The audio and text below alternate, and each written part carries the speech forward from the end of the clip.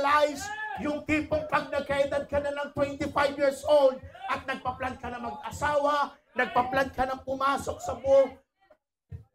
buhay pamilya, bubuo ka na ng sariling pamilya, maalalaman mo kung ano talaga ang totoong buhay. Hallelujah! Hindi lang pala usapin ang buhay ay puro laro lang.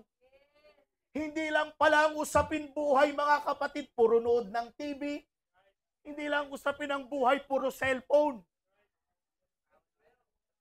Hindi lang usapin ang buhay na pakikipagrelasyon sa unbeliever.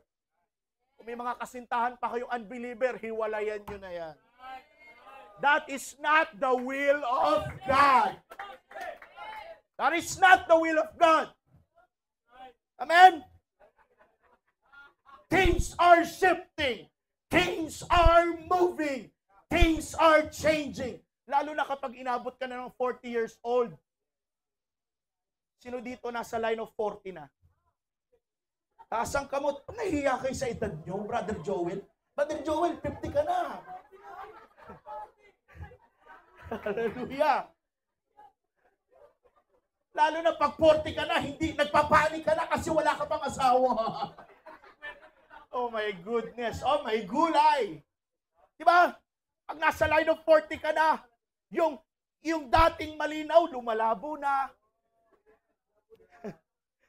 Yung dating pabango ang hanap mo, ngayon, Omega, Vicks, Katingko na, ointment na ang hanap mo. Things are shifting. Things are changing. Nagmumubang panahon. Hindi habang buhay, mga young people, gwapo kayo. Papangit din kayo. Yung dating hindi ka naman giniginaw na tayo, Kuya Joven. Nilalamig na tayo. Dati kaya mo magtiis jowas sa nakabukas na aircon, nakubad ka pa. Pero ngayon, tingnan nyo, pag nag-edad kayo ng mga 40, naglalabasan yung sakit sa katawan. Diba? Yung dating kumpleto tulog mo, ngayon ginigising ka na tuwing madaling araw, hindi mo malaman. Diba? Yung dating itim, namumuti na. Sino po nakakaranas ng ganyan? Sumigaw na malakas na amen. Tumatanda na talaga kayo. Yung dating hindi naman tanong sa'yo ng tao, tinatanong na sa'yo ngayon. May asawa ka na ba?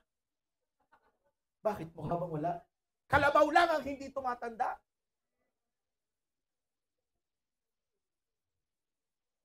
Wait until we all realize, I am not the one to say this, I am not the perfect one to say this, but wait until you reach the age of 50, and then you will realize you have to take care of your body. You have to treasure your time. Gamitin mo na sa tamang oras mo. Pag tumatanda ka na, bawasan ang pagiging bugnutin. Bawasan ang pagiging mayabang. Bawasan ang pagiging maldita. Yung buhay mo, 50 ka na, ilang taon ka na lang. I-spend mo na sa anak mo, sa asawa mo, sa pamilya mo. You have to invest your relationship with your remaining years. Tandaan nyo, hindi tayo permanente sa mundong ito. Liliban tayo, iiwanan natin ang mundong ito. Tapos ang masakit pa doon, kapag iniwan natin ang mundong ito, ang maalala sa ng tao, mayabang yan. Madamot yan. Ang maganda mga kapatid na legacy, pag iniwan natin ang mundong ito, maganda sabihin ng mga tao sa'yo, mapagbigay yan. Wow. Generous yan. Nanlilibre sa 99 silog yan.